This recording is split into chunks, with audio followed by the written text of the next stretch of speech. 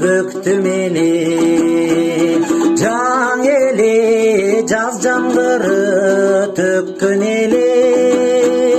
капкара карагаттай көзүң менен карадың кирпик какпай көп көнеге сейилдеп бакта жүрсөм айта албадым сен ошол көз караштың аябай кабадың сезимиң билип турган көз нуруна